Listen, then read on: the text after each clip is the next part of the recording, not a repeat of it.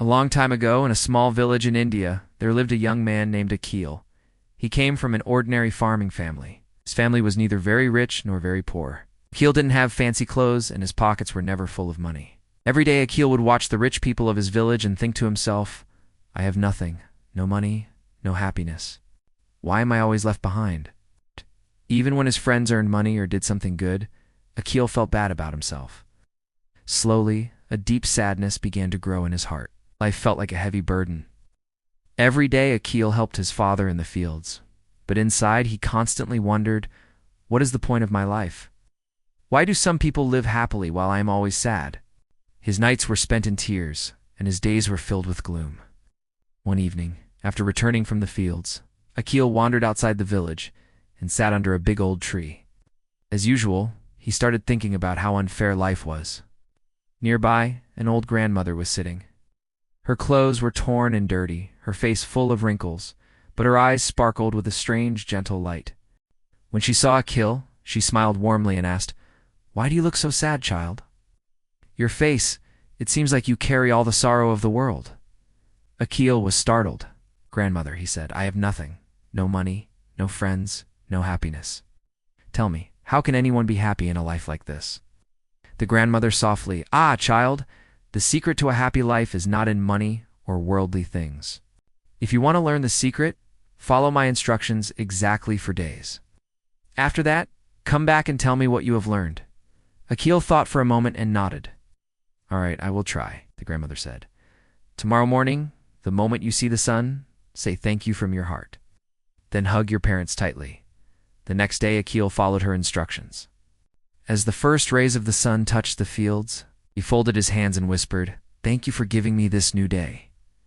Then he ran to his parents and hugged them tightly. "Without you, I am nothing," he said softly. On the second day, the grandmother instructed him, "Today, help someone in need, without expecting anything in return." Akil noticed an old farmer struggling to lift a pile of firewood. He ran to help him. The farmer smiled and blessed him. "May God always keep you happy, child." On the third day, the grandmother said, "Today, be satisfied with whatever you have.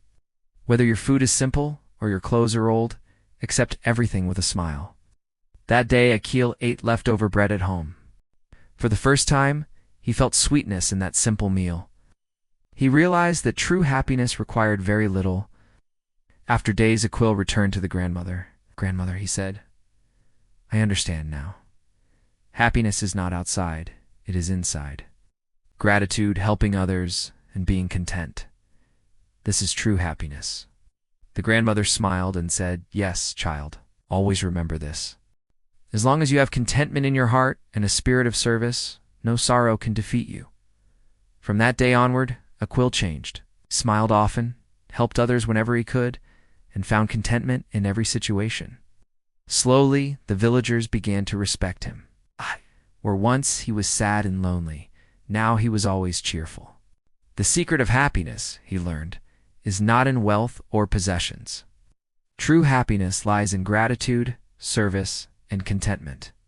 Many people spend their lives chasing wealth, comfort, or recognition, thinking that happiness lies in what they can possess or achieve. But true joy is not found in external things. It is born inside the heart. Happiness grows when we learn to be grateful for each new day, to cherish our loved ones, and to serve others without expecting anything in return. It is strengthened by contentment, even in life's simplest moments, and by seeing value in what we already have. When we cultivate gratitude, selfless service, and satisfaction with life, no sorrow or hardship can truly touch us, and our hearts remain peaceful and joyful no matter the circumstances.